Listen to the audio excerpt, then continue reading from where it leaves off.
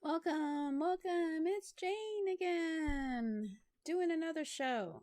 And this time we're going to be talking about the audio acoustics in your room. I know I kind of skipped over this and went on to microphones, but today we're going to talk about padding and acoustic panels. So we're also going to have another episode where we talk about Audacity, the free software you can use to record your voice, but you can also use Audacity to basically make a recording of you speaking and then listening to the recording and seeing what kind of sounds you hear other than your voice that you don't want to hear, because Audacity has a few things in there where it can cancel out those sounds and take them out. But we're going to talk today about how to try and take some of those problems in your sound out before you actually record. So today you've either realized that you have an echo, or maybe your audio is perfect, you don't have to do any of this, so even better. But if not, and you have something noisy that you can't get rid of, for example your computer, but you could put it into an acoustical box, like a box with acoustical panels on it, so it absorbs sound and it doesn't come out, or something like that.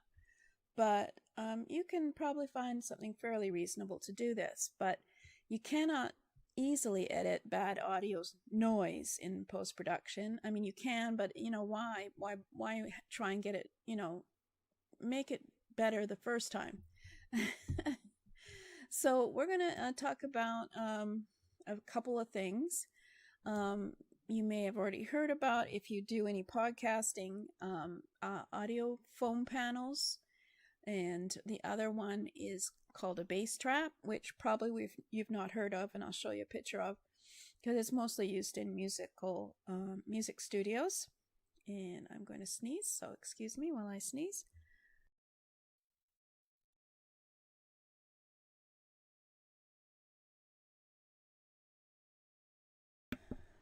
So what are bass traps and phone panels? Well, essentially they do one thing, which is to absorb echo and clean up your reverb in your recording studio.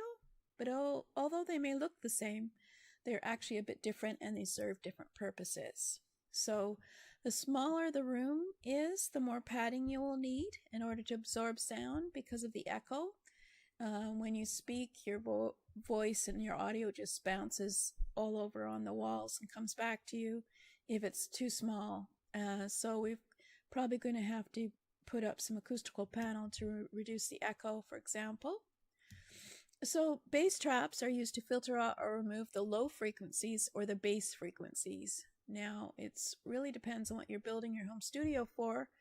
If you're going to record music, for example, traps will help you because they will help you to control the bass frequencies when recording.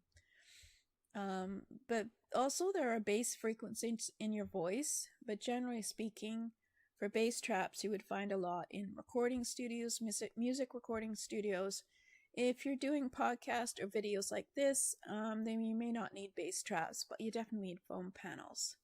So foam panels are for mid to high frequencies, and bass traps and foam panels can work together, or you can use just either one, but mostly it's used together, and if you don't need it all, well, even better.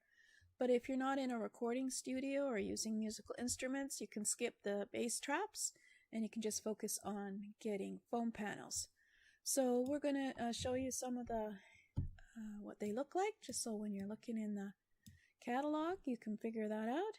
So we're looking at having a little bit of a cold, but we're looking at the acoustics for your studio.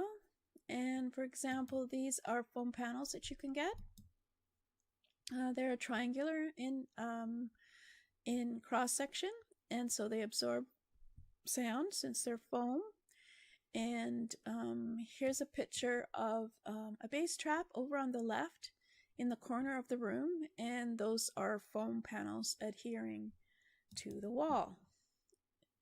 So bass traps, they're basically is in the corners of the room, is where your walls meet each other, and they're triangular, and so of course they absorb more sound because they're thicker in the middle. And these angles are the ones that reflect the most amount of audio, and it's responsible for serious audio problems, sometimes in the corner of the room. So it's always good to put some acoustic panel there. And those are the base. It's triangular ones are the base type, which you probably don't need. So if you were to get the bass traps, they'll fit in nicely here, and then 90-degree angle in the wall. They're triangular, but you don't really need bass traps if you think your audio is pretty good when you do your tests and you're not recording music. So in this section, you can position your acoustical panel, foam panel, in the corner to absorb any sound that might be echoing off in the corner, because it's not as critical for podcasting and doing videos. It's basically you can curve it and attach it, and it'll act in a same way, very cost-efficient way to do it. So the next one you want, of course, to cover is your hard surfaces, for example, the door in your studio. So you can also put foam panels around the door handle, cut it. That's what's nice about foam. And because hard surfaces also tend to reflect audio, make audio bounce, and that creates an echo. So you can basically, this is what acoustical panel looks like. It's triangular in nature. You can get it, of course, on Amazon, and so you can use it. You've got to use more than one, of course, but you don't know how many until you actually try it out. So you might want to just start with a few and then try and see what it does to absorb your sound. And then if it's working, that's great. If it doesn't work, well, you just don't use it. So most importantly, it comes in 2 different colors, so you can have some fun and arrange your foam panels any way you want, and it makes your studio look cool. So the recommended coverage area is 48 square feet for your studio, and this is just a rule of thumb. It really depends how big your studio is, but you should have about 48 square feet of it on one wall. And then, so you can always get packages of 12 square feet, 4 packages of that, for example, or you could get 12 square feet, which is 12 panels, and then times 12. Now, that being said, you don't have to go and get 48 square feet all at once, because as I mentioned before, having too much of this panel actually can affect your audience in ways that you don't really want it to. So you can do more harm than good. So start with your 12 square feet, and you can scale up by adding another 24 or another 12 to different areas in your home studio or office studio until you get the right balance and removed all the acoustical problems like echo and buzz from your studio. So obviously, if you have a perfect studio and there's no problems with sound after you do a test, and I would definitely use Audacity because it has a noise leveling, I think, and it also has a noise removal. And so when you take out your actual voice, you can see the little noise being made of ambient noise before you actually speak, and we'll talk about that later, because it's really good to record it and then listen to it very quietly in your headphones to see if you're happy with the sound of your voice, and also, of course, you're happy that there isn't too much buzz or noise, and you don't have to clean it up. Well, if you want to clean it up, then it would be worth getting some foam panels for your home studio to set up, and I might order some soon just to try it out. Maybe we'll see what the difference is if I put some foam panel up, if I remove any of the noise. Although basically I found that the microphone, having a good microphone like the Blue Yeti or the Audio Technica, is great for sound that you really don't need to worry too much about not sounding natural.